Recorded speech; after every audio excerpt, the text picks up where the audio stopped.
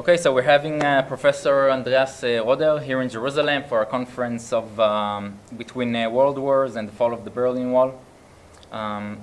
Professor Rödder specializes on the history of the 19th and 20th century, and we're happy to have him here today. It's my pleasure to be here. So my first question to you is, I want to take you back actually to back in history to the night of November 9th, the fall of the Berlin Wall. I would like to hear your personal experience of that particular night. What was your remarkable experience of it? I was a 22-year-old student studying at the University of Tübingen, which is pretty much in the southwest of Germany, pretty distanced from Berlin. And my girlfriend and me and a couple of friends, we were in a pub in Germany, in Tübingen. We didn't realize too much about the fall of the wall on this particular evening, since this is true for most of the Germans as well.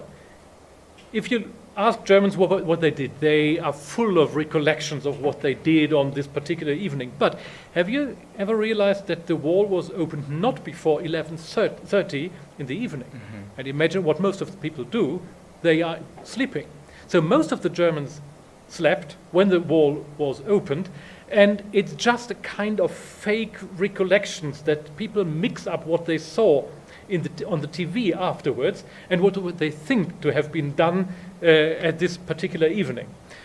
So in our case, more important than the evening of the 9th of November was what we did on 10th of November. We tried to go to Berlin with our small car, my girlfriend and me and two other friends. We tried to go to Berlin, but at the cross borders at Helmstedt, where we had to cross the former intra-German boundary, there was such a traffic jam, and even when we had overcome the border and gone into the GDR, there was a 130 kilometers jam between Helmstedt and Berlin, and then we went back. I guess everybody was trying to get. Everybody was trying to go to Berlin in these days.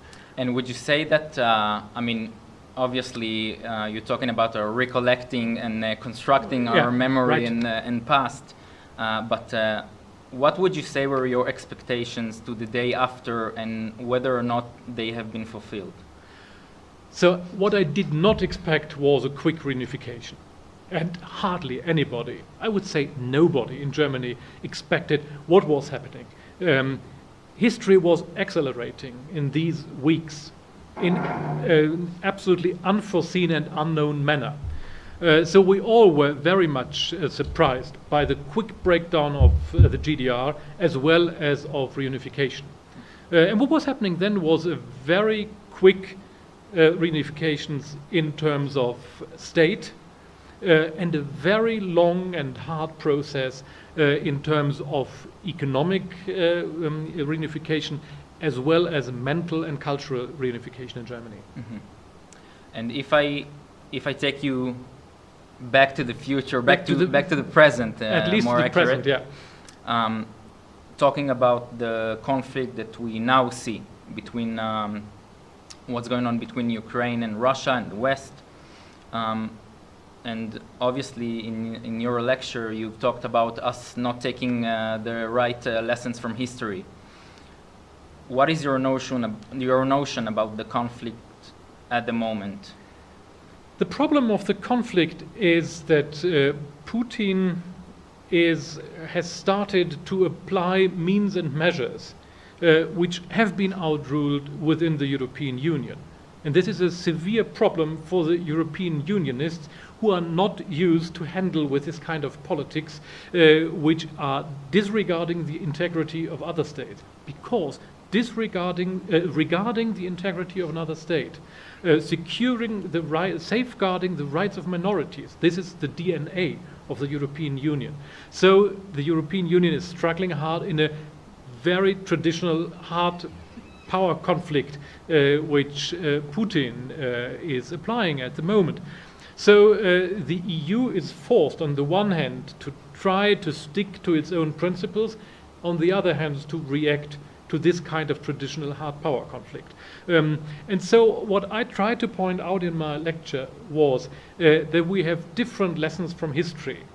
The lesson from 1914, which means try to avoid the escalation of a local conflict which can end up in an international conflict and an international crisis out of control on the one hand. On the other hand, the lecture of 1939 or 1938 is that you have to oppose expansionist politics in time. So what I think is the real lesson of these seemingly contradictory lessons is to try to combine, on the one hand, standing firm in principle and prudent muddling through on the other hand. Mm-hmm. And taking those lessons, what would you say each side should do better? So the question is, we don't really know what Putin's last and final aims really are.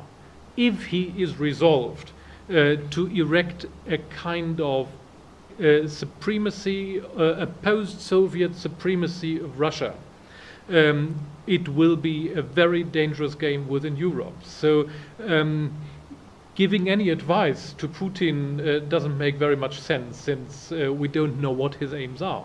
Mm-hmm. For the European Union, it's quite difficult. What we have witnessed was quite a lot of naivety in the negotiations with the Ukraine.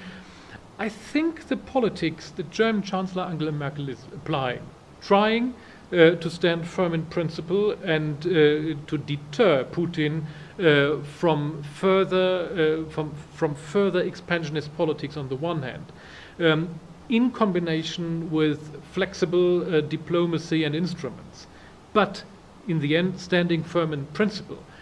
I think in the end is the right politics, combining the two historical lessons of 2014. Okay, and maybe one of my last questions. Would you say that, I mean, we've talked about the lessons that we take or fail to take from history. Living in the 21st century, what do you think have changed in the way countries perceive each other? Depends from the countries you're talking about. So if we have a look to Europe, I think one of the really great achievements of the European Union is the way countries are perceiving each other. Even if we have realized in the Euro crisis that very old stereotypes have come up again. At the same time, if you look, what did the Germans do with Belgium and Luxembourg in 1914? They invaded Luxembourg and Belgium, since these countries were in their way in order to wage war with France. What's happening today? A former Prime Minister of Luxembourg is President of the European Commission, and a former Prime Minister of Belgium has been the President of the European Council. I think this is what has changed in Europe. It's not the old great power game disregarding the rights of the smaller countries, but it is that the smaller countries, more or less, are dealing on an eyes level with the other European countries. And so, taking into account the needs of all European states in the end, I think this is a real difference which has occurred in Europe. And in light of that, what does the future hold, not for European countries among themselves, but to Israeli-European relations in your eyes? I don't know whether this really makes a great... I don't know how this applies to the Israeli and European relations in the future. But what I would say, in a certain way, what Europe has developed within the last decades, I think is a great achievement. It, in a certain way, is an exception within global politics. So I think for Israel as well as for Europe, the common relationships are of utmost importance, and I would heavily advise Israel as well as Europe to strengthen these relationships. Professor Andreas Rödder, thank you very much for being with us. It was a great pleasure to me. Thank and you. We wish you a very great much. trip back home. Thank you very much.